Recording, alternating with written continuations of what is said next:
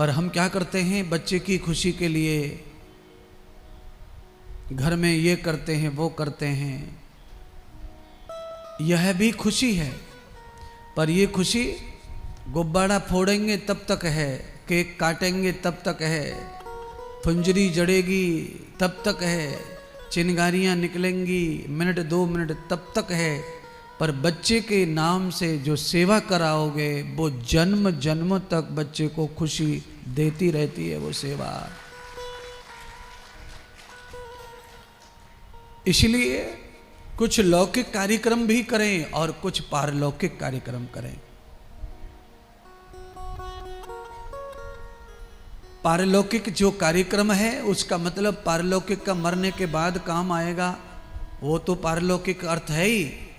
पर पारलौकिक अर्थ दूसरा भी है। पारलौकिक अर्थ है परसों कल के बाद जो काम आए वो भी पारलौकिक होता है। आज आपने बर्थडे मनाया, गुब्बारे लगाए, बच्चों ने गुब्बारे सब फोड़ दिए, बर्थडे खत्म हो गया। फटाके चलाए, फटाके खत्म हो गए।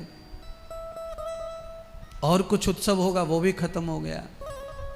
भूतू करने से पहले आनंद देता है, जो फोड़ दिया फाड़ दिया उस समय आनंद आता होगा बच्चों को, पर उसके बाद उसका परिणाम यह है, जहां जन्मदिन मनाया जा रहा है वहां चारों ओर गंदगी गंदगी हो जाती है, उसका परिणाम है। इसलिए ये जो खेल है ये भी खेलो, जन्मदिन भी मनाओ, खूब गुड्डे चलाओ, खूब आतिशबाजी करो, खूब खिलौना फेंको, खूब प्रसाद लुटाओ, पर दान सेवा अवश्य करो। अवश्य अवश्य यानी अवश्य करो। नंद बाबा यही कर रहे हैं। सारे देवता नंद बाबा के यहां से चले गए अपने अपने लोक। देवताओं को इतनी खुशी है, इतनी खुशी है कान्हा जी के प्रभु के मिलने की कि उनसे वो खुशी संभल नहीं रही है। देवियां नहीं आई तो सब देवताओं ने परमात्मा की, कृष्ण की प्रशंसा की। किसी ने नेत्रों की, किसी ने उनके कंधों की, किसी ने चरणों की, किसी ने उनके कटी स्थान की, कमर की, किसी ने वक्षस्थल की, छाती की, होठों की, नासिका की, बालों की। सब लोग अपनी अपनी प्रशंसा कर रहे हैं। ऐसे भगवान, ऐसे भगवान, ऐसे भगवान।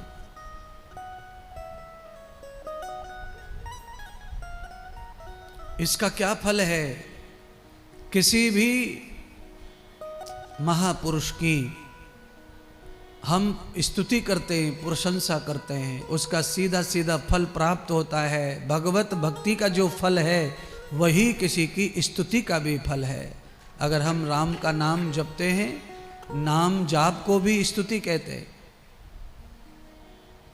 स्तुति का अर्थ है किसी की प्रशंसा करना। मैंने जब कथा शुरू की आज, तो मैंने कहा परम शक्तिमान, परम कृपालु, परम दयालु भगवान श्री राधा कृष्ण। तो मैं सीधा कह सकता था राधा कृष्ण, पर मैंने क्या किया, पहले उनकी स्तुति की, उनकी प्रशंसा की। वो परम दयालु है, परम कृपालु है, परम करुणाकार है, परम शक्तिशाली है। बस उसकी ही छत्र छाया में रहकर उनकी ही पावर से हमें भय डर रहना है। वही अजन्मा है, अनंत है, अनादि है, अनुपम है, अनन्य है, अनंत है। ये सब क्या है? प्रभु की स्तुति है। और ये स्तुति का फल क्या है? जो भक्ति का फल है वही स्तुति का फल है।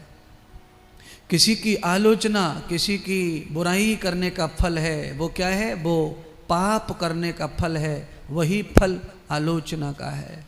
किसी की स्तुति का फल नाम जाप की तरह है। भक्ति का जो फल है वही फल स्तुति का है।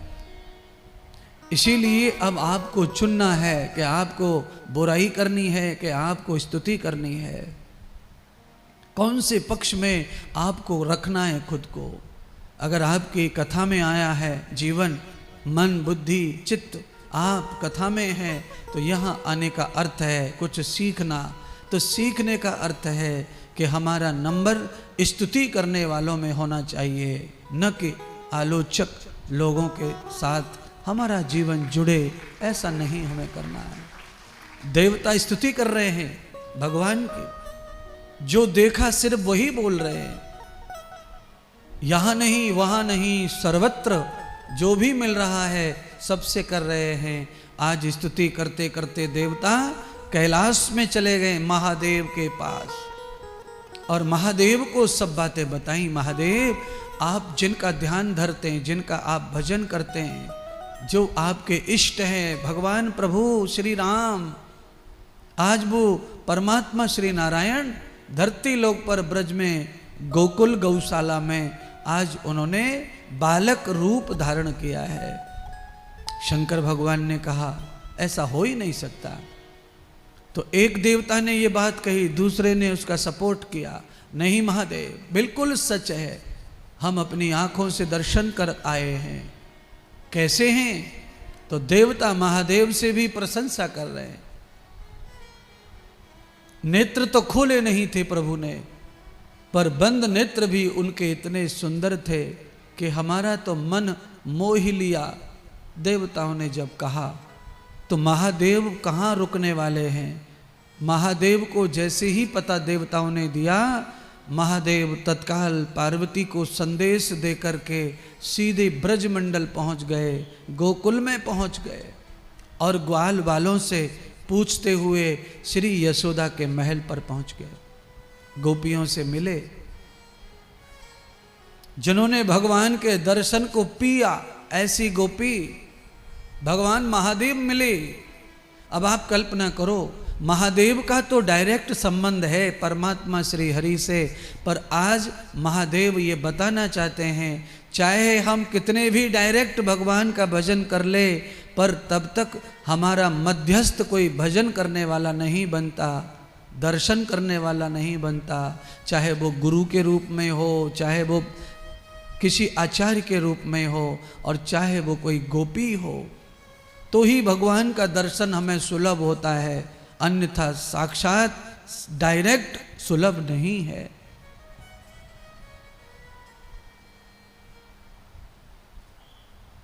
महादेव खड़े हैं, गोपियां इंतजार करवा रही हैं। महादेव की सूचना महादेव को कि दरवाजे पर खड़े महादेव, यशोदा मैया को गोपियों ने बताया।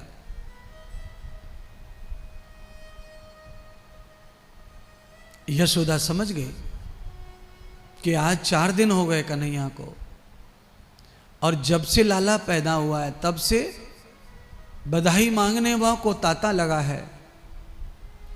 ये महात्मा भी सुनकर आए हैं, इसीलिए कहा अरे मौसी फलाने कमरे से ला करके बाबा को दान कर दो, असरफियों का बधाई दे दो बाबा को।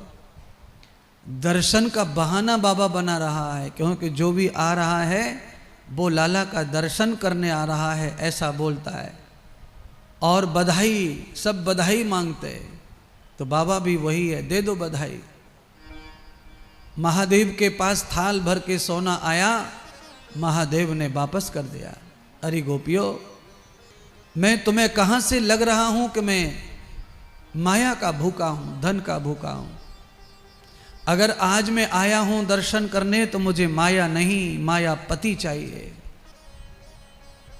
गोपियों ने यशोदा से जाकर कहा मैया बाबा तो कुछ इस तरह बता रहा है। यशोदा समझ गई बाबा कुछ बड़ा है तो ज्यादा चाहिए, तो कहा उसमें से 5-6 हीरे दे दो, 5-6 मोती दे दो और सोना दे दो, बाबा मान जाएगा। गोपियों ने फिर प्रयत्न किया, नहीं जमा।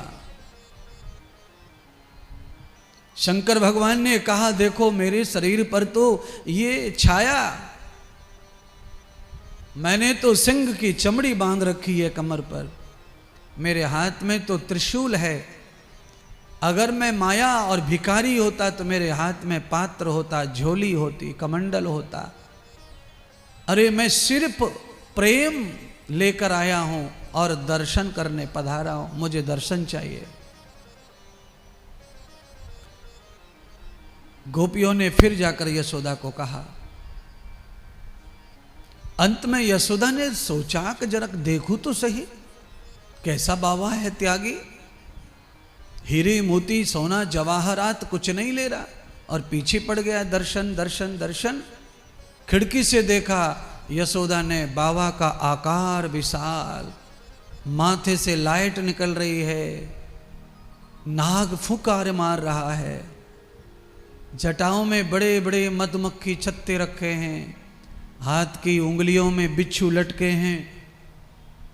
बाबा का रूप देखकर यशोदा घबरा गई और खिड़कियां दरवाजे सब बंद करवा दिए और कहा, अरे पगलियो, इस बाबा को दर्शन लाला ने अगर दिया तो कन्हैया बीमार पड़ जाएगा, डर जाएगा। इतना खतरनाक महात्मा, इतना भयाभय महात्मा। यशोदा नंद बाबा की तेज को देखकर मैया यशोदा घबरा गई महाराज। उस पुंज को देखकर मैया को लगा कि मैं सयानी घबरा गई हूं तो यह बालक मेरा 4 दिन का रो जाएगा, डर जाएगा। मैं दर्शन नहीं कराऊंगी, बाबा को भेज दो बाहर और कहो बाबा 2 दिन के बाद आना, जब कन्हैया का स्नान छठी पूजन होगा, तब आंगन में कन्हैया को पालने में गोकुल के सब नर नारियों के बीच में रखा जाएगा। सारे गोकुल के नर नारी दर्शन करेंगे बाबा, उसी दिन तुमको भी दर्शन प्राप्त होगा। पर शंकर कहाँ ऐसे मानने वाले थे, उन्होंने यशोदा का फटकार धुदकार जो भी था सब सुन लिया और चुपचाप नीचे उतर गए दरवाजे से और अपना डेरा धूना लगा दिया, यानी कि डाल दिया दरवाजे पर डेरा। अब नहीं जाऊंगा, अब तो दर्शन होगा, या तो यहां से मेरी मौत होगी, या तो मुझे मौत या दर्शन। जिद करके खड़े बैठ गए। शाम हो गई, यशोदा को कोई फर्क नहीं पड़ा, तो महादेव को फिर तांडव करना पड़ा। डमरू निकाल लिया, शंख निकाल लिया, शंख में फूंक मार दी, डमरू बजाने लगे, एक पैर पर खड़े हो गए और तांडव नृत्य करने लगे, नाचने लगे भगवान। देखिए, भगवान के सामने, भगवान के द्वार पर महादेव जैसे बाबा नाच रहे हैं, क्योंकि उन्हें पता है कि बिना नाच के, बिना नृत्य के, बिना उपासना के, बिना तप के प्रभु प्रकट नहीं होंगे। उनकी माया नहीं हटेगी जब तक वो बाहर नहीं आएंगे। भूखे प्यासे सब भूल कर शंकर नृत्य कर रहे, तांडव कर रहे। उस नृत्य को देखकर भगवान श्री हरि पालने में जोर से रोने लगे। सब दौड़ पड़ी गोपियां, कैसे रोया कन्हैया, अरे लाला कैसे रो गया। सब दौड़ पड़ी, सबने गोद में उठाया, रोना बंद नहीं हो रहा। भगवान रोते जा रहे, रोते जा रहे, रोते जा रहे। क्या हुआ, क्या हुआ, कोई समझ नहीं पा रहा क्या हुआ। ये तो अंदर की बात है, किसी को समझ में नहीं आ रही। यशोदा ने सब कुछ किया, यशोदा के साथ गोपियों ने भी, बड़ी बूढ़ी माताओं ने भी टोटके किए, नछावर की नजर उतारी, पर समझ में नहीं आता क्या हुआ। रोई जा रहे, लाल चेहरा पड़ गया। सारी गोपियों की गोद में यशोदा ने दिया, पर कन्हैया चुप नहीं होते। क्यों? चित्त शिव से लगा है। जब तक अपने परम भक्त शिव को दर्शन नहीं मिल जाता, तब तक मेरे परमात्मा को दर्शन की शांति नहीं मिल जाती। भक्त कोई सच्चा होना चाहिए। भगवान तो भक्त के लिए बिलखते हैं, रोते हैं, तड़पते हैं, पर किसी में सच्चाई होनी चाहिए। तो भगवान जैसे रो रहे लीला में, ऐसे ही सचमुच में भगवान रोते हैं। अब तो खलबली मच गई गोपियों में, क्या हुआ, क्या हुआ, क्यों नहीं चुप हो रहे कन्हैया, समझ में नहीं आ रहा क्यों चुप नहीं हो रहे। गोपियों को लगा कि कन्हैया को नजर लग गई किसी की, और सब गोपियां मिल करके ये ढूंढने लगी कि किसकी नज़र है, किसकी नज़र है, किसने गड़बड़ कर दिया, कौन जल रहा है, कौन है जो प्यार कर रहा है। नज़र देखो प्यार से भी लग जाती है, ज़्यादा चाहत से भी। तो यहाँ चाहत की नज़र है। भगवान ऐसे आकर्षित हो गए कि जब तक शिव को दर्शन नहीं दूंगा तब तक मुझे चैन नहीं पड़ेगा। अब तो नजर का खेल चालू हो गया।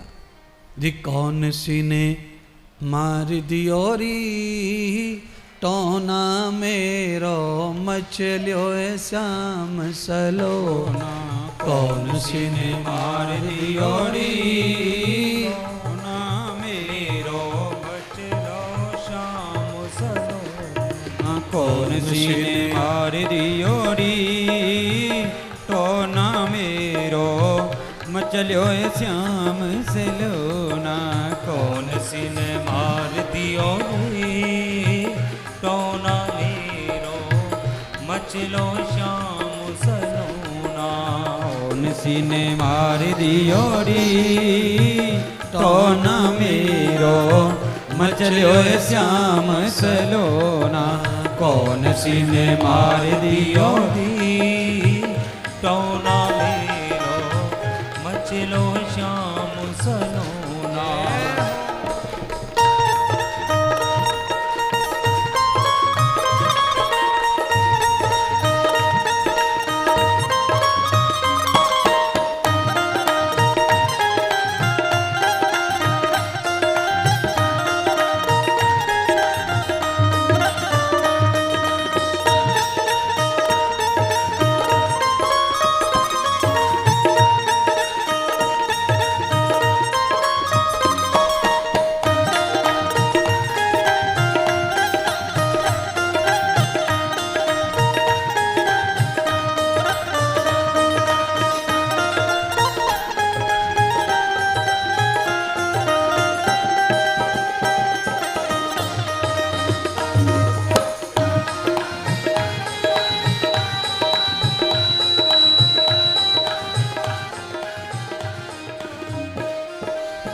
भूल गई मैंने कियो नया के माथे बीच हिटोना।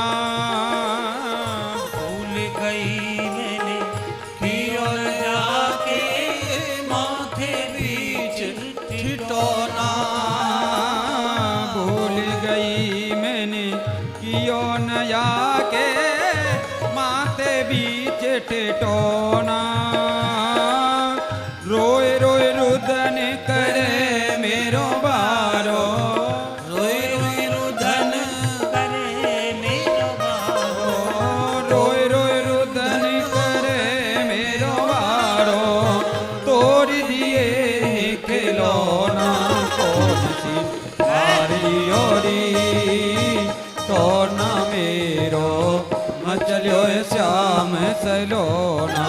कौन सी मार दियो टोना मेरो मचलो श्याम सलोना। कौन सी ने मार दियो टोना मेरो मचलो श्याम सलोना। कौन सी ने मार दियो टोना मेरो मचलो श्याम सलोना। ये हो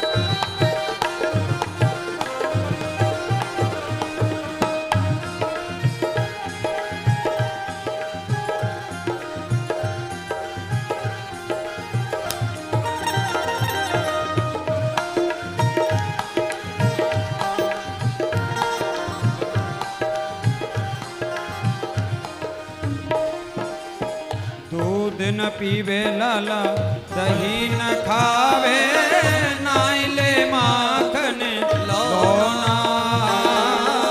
दूध न पीवे लाला, दही न खावे, नाई ले माखन लोना।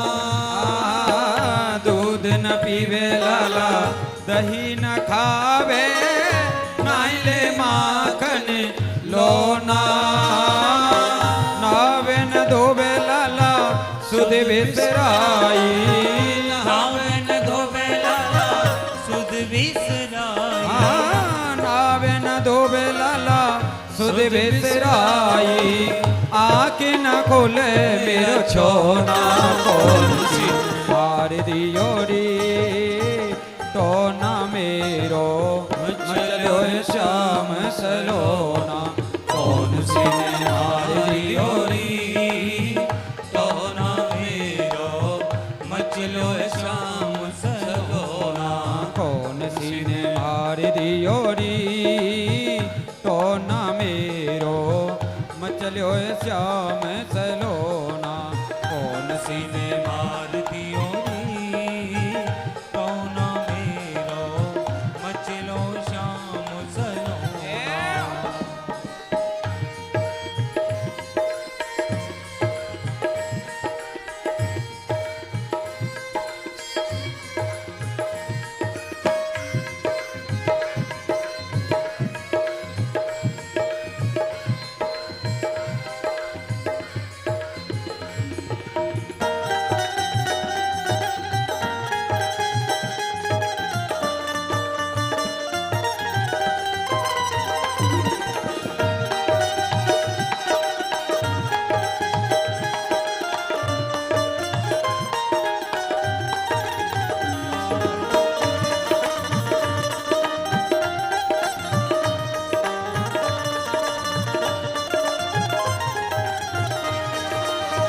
बोली ललिता और विशाखा, यशोदा मात सुनो ना। बोली ललिता और विशाखा, यशोदा मात सुनो ना। बोली ललिता और विशाखा, यशोदा मात सुनो ना।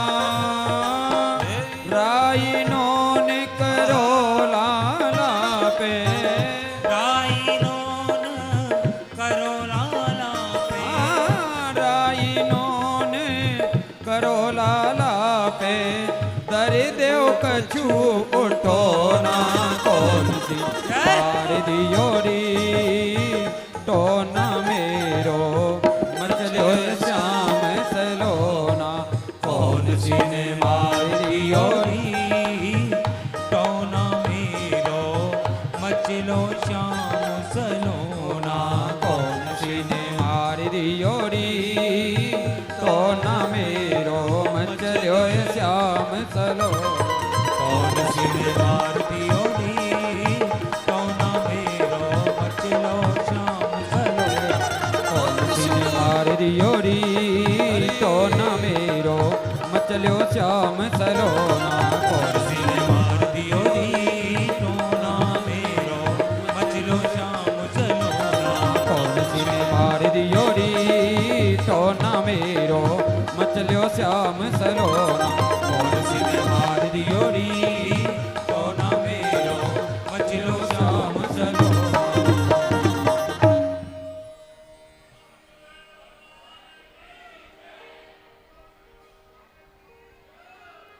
बाल कृष्ण भगवान की जय हो।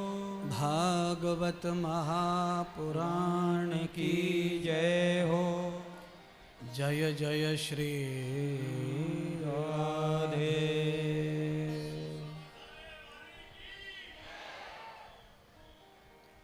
अंत तो गत्वा यशोदा मैया को मजबूरन बालक को लेकर के बाहर आना पड़ा।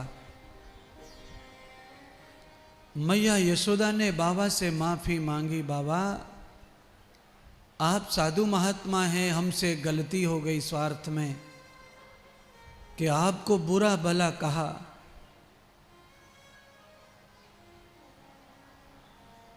आपके बगैर समाज में किस बालक का जीवन खुशी हो सकता है। आप मेरे बालक को रोना बंद कर दो, कृपा कर दो। महादेव ने जैसे ही परमात्मा के गोद में दर्शन किए, महादेव को शांति जैसे ही मिली, परमात्मा कृष्ण रोने से चुप हो गए। महादेव ने चरणों को माथे से चूमा, भगवान कृष्ण प्रसन्न हो गए और महादेव भगवान को प्रसन्न देख करके मानो सब भक्ति प्राप्त हो गई ऐसा सोच के चल दिए कैलाश को। जाते जाते भगवान भविष्यवाणी कर गए, अरे गोपियों, ये नंद का जो बालक है ये पार ब्रह्म परमात्मा है, ये त्रिलोकी का स्वामी है, ये अनंत है, अजन्मा है, इसे मानने की कोई भूल ना करना। सब लोग हैरान पड़ गए बाबा की बात सुनकर। सब गोपियां गुसुर पुसुर करने लगी, अरे यशोदा क्या बाबा की बात सच निकलेगी? क्या तेरा लाला त्रिलोकीनाथ है, परब्रह्म है, परमात्मा है? यशोदा ने कहा, अरे इस बाबा की बात का क्या भरोसा, अरे महात्मा है वो तो ऐसे ही सबको बड़ा बनाने का आशीर्वाद देते हैं। तुम कहाँ बाबा की बात पर अड़ी पड़ी हो? ये मेरा बालक है, ये कहाँ त्रिलोकीनाथ बनेगा, ये गैयां चराएगा, मेरी सेवा करेगा। यशोदा टालना चाहती है बाबा भोलेनाथ की वाणी को। क्यों? मोह के कारण। अंदर से यशोदा ये जानती है कि महात्मा का वचन कभी झूठ नहीं होगा, पर वो टालना इसलिए चाहती है कि वो पुत्र मोह में खोई है। अगर बाबा का भविष्य सत्य हो गया तो ये बालक मेरे पास नहीं रहेगा। त्रिलोकी का नाथ जब ये बनेगा तो मेरी कहाँ सुनेगा? मेरा मोह, मेरी तृष्णा सब अधूरी रह जाएगी। इसलिए अंदर से प्रार्थना कर रही है कि बाबा की बात झूठी हो जाए, झूठी हो जाए, मेरे बालक की भविष्यवाणी झूठी हो जाए, वो कोई नाथ ना बने, कोई त्रिलोकी नाथ, कोई जगन्नाथ, वो कुछ न बने, वो मेरा सिर्फ मेरा बालक बनकर रहे। मुझे लगता है सभी माताओं को ये भाव अंदर से रहता है, चाहे उसका बेटा जितना बड़ा हो जाए, पर माँ यही चाहती है कि वो मेरा बेटा ही बना रहे, जिससे मृत्यु पर्यंत उसकी तृष्णा पुत्र के प्रति जो है उसका वात्सल्य उसे प्राप्त होता रहे। कोई भी माता बड़ी दुखी कब होती है? जब उसका बेटा उसको ये दिखा देता है कि तू कुछ नहीं है, सब कुछ मैं हूं। बहुत सारे बालक हैं जो अपनी माता को या पिता को भी बोलने में कम नहीं करते, बोल देते हैं, तू मम्मी क्या जानती है पुराने जमाने की, तुझे क्या पता है दुनिया में क्या चल रहा है? आज ऐसा नहीं है। आज जो माताएं पुराने जमाने की हैं, पढ़ी लिखी नहीं हैं, आज उन्हें भी बहुत कुछ मालूम है कि दुनिया में क्या चल रहा है। और उसका कारण है अनपढ़ माताजी के हाथ में मोबाइल। वो सब बच्चों से सीखती रहती हैं, देखती रहती हैं। अच्छा, वो नहीं भी कुछ जानती हैं, फिर भी कोई भी टीचर अपने विद्यार्थी को पढ़ा करके उसे खूब बड़ा बना देता है और टीचर टीचर ही रह जाता है। टीचर का तो बहुत प्रमोशन नहीं है, पर सब लोग दुनिया में जितने भी बड़ी बड़ी पोस्ट पर हैं वो तो सब टीचरों के पढ़ाए हुए ही हैं। अगर कोई आदमी कलेक्टर हो गया और बाद में वो अपने स्कूल टीचर से कहे कि तुम कुछ नहीं जानते हो, तुम्हारे जमाने चले गए, तो मुझे लगता है कि ये शब्द उसके नाश के लिए काफी है कि हम कुछ नहीं जानते। आदमी जब अपनी बुद्धि में घमंड को तैयार करता है तो वो ज्ञानी से ज्ञानी को यही कहता है कि तुम कुछ नहीं जानते। कितने बच्चे ऐसा उल्हाना अपने माता पिता को देते हैं, मम्मी को बोलना बंद कर देते हैं, पिता का बोलना बंद कर देते हैं कि तुम चुप रहा करो, जब कुछ आता नहीं तो क्यों बोलते हो। आने के लिए बोलना नहीं रहता है, कुछ न आए तो भी बोलना है, जहां वहां बोलना चाहिए।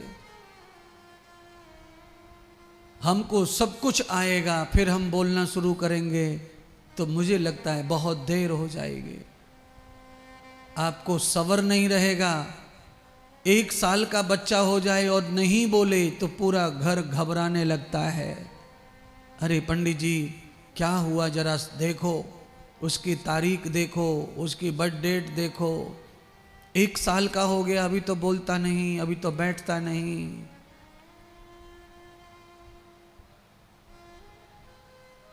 बोलना तो हमेशा जरूरी है, पर कितना बोलना है, कैसा बोलना है, वो भी जरूरी है।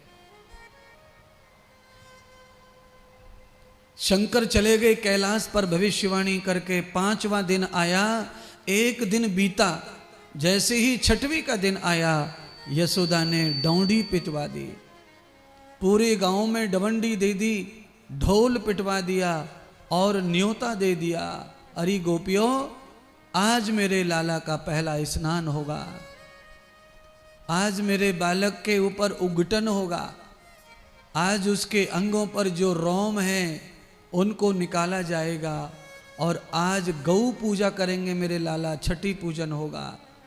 धन्य है सनातन, धन्य है हमारी संस्कृति।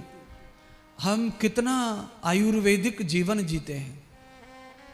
हमारे यहाँ बालक पैदा हो जाए तो वहाँ से आयुर्वेद शुरू हो जाता है।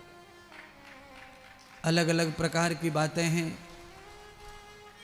आज हॉस्पिटल में बच्चे पैदा होते हैं, कहाँ मुहूर्त निकलता है स्नान का, कहाँ छठी पूजन, कहाँ गौ पूजन, कहाँ स्नान।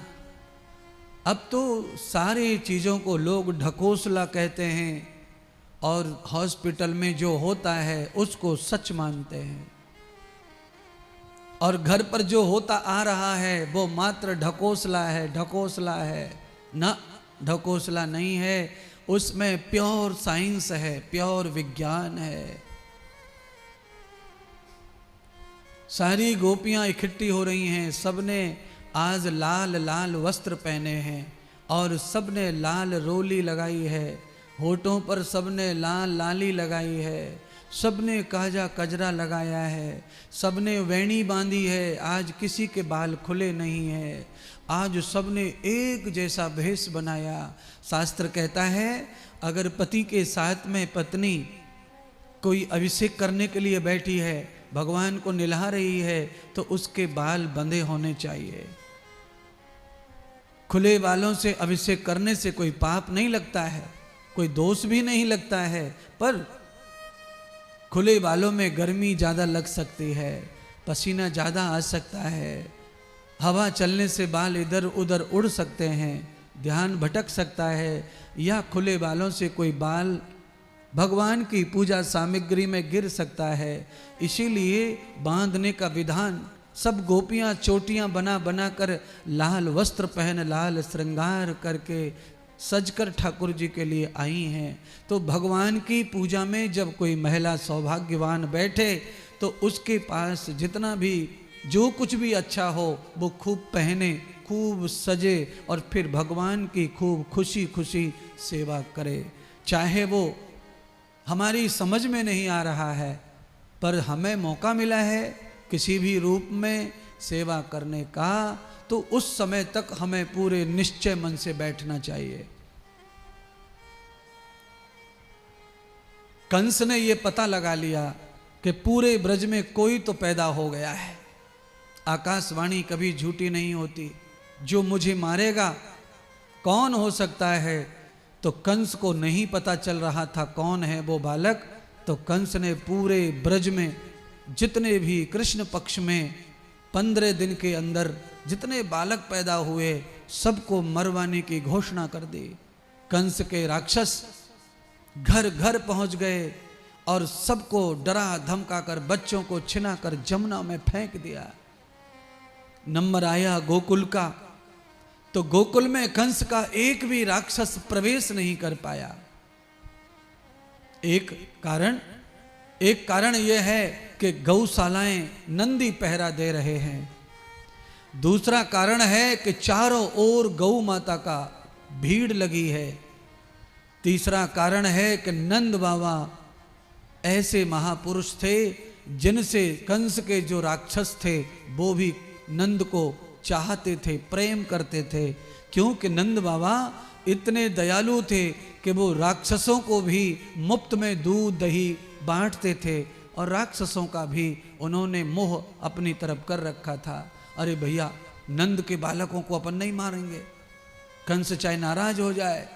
सब लोग लौट के पहुंचे, कंस को बताया तो कंस ने कहा, रे मूर्खो, उनमें से ही अगर कोई बालक मेरा हत्यारा हुआ तो क्या किया जाए।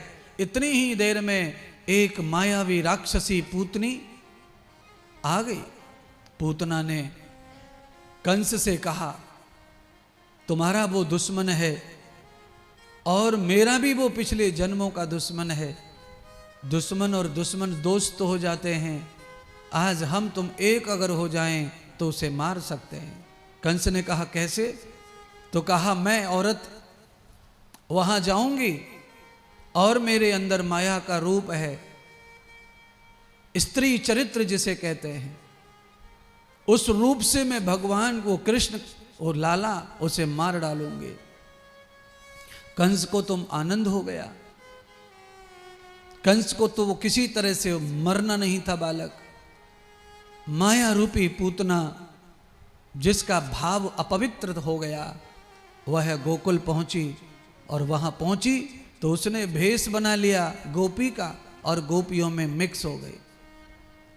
द्वार पर पहुंच गई यशोदा के। भगवान ने पहचान लिया कि आ गई है अपवित्र महिला, निपुती महिला आ गई, और ये यशोदा को नहीं समझ में आएगा। भगवान ने वहां लीला कर दी, रोने की लीला। कैसी? इस बार असली नहीं था रोना, नकली था। चिल्ला रहे थे, चीख रहे थे मुंह से, एक अश्रु नहीं था। सब दौड़ पड़े, क्या हुआ, अचानक क्या हुआ? अरे कहीं पेट में तो दर्द नहीं है, कहीं ये तो नहीं है, कहीं भूखा तो नहीं है। सब गोपियां अलग अलग प्रकार से कन्हैया जी के बारे में सोचने लगी। सबने गोद लिया, कंधा लिया, सबने झूला झुलाने का प्रयत्न किया, पर उनका रोना बंद नहीं हुआ, क्योंकि वो तो नियोजित था। माया भर दी पूतना की बुद्धि में। पूतना ने कहा, अरे गोपियों, ये बालक तुम्हारा मैं चुप कर सकती हूं, लाओ मेरी गोद में लाओ। पूतना की गोद में रख दिया यशोदा ने। जैसे ही रखा, भगवान इतनी चालाकी से चुप हो गए। सारी गोपियां हैरान हो गईं।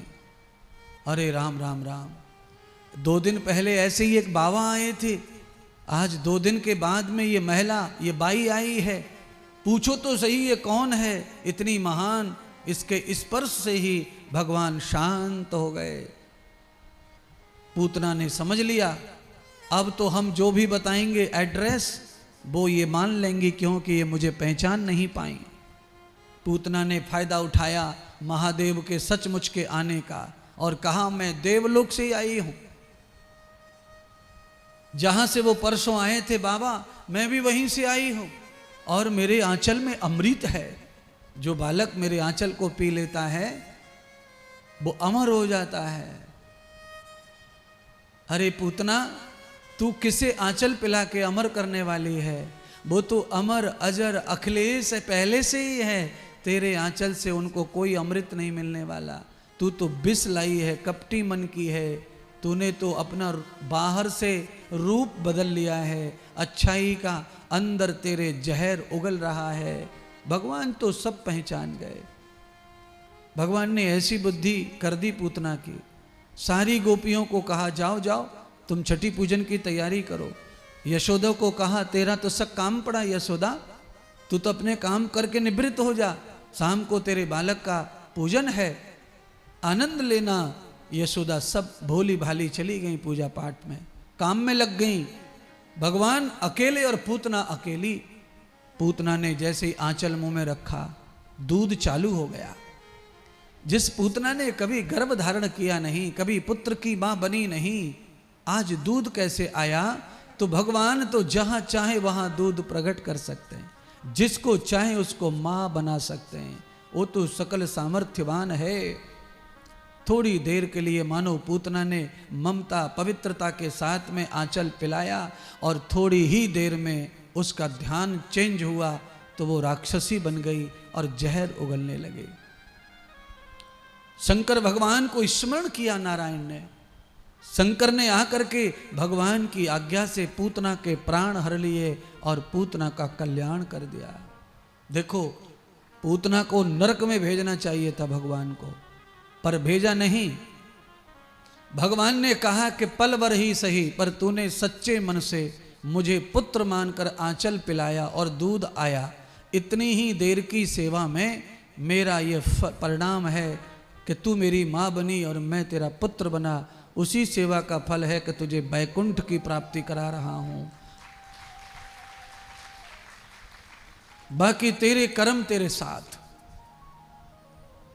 भगवान को कैसे भी पल भर के ही लिए सही, पर सचमुच का प्रेम, सचमुच की सेवा एक क्षण की परमात्मा को प्रिय है और हमारे कल्याण के लिए उतनी काफी भी है।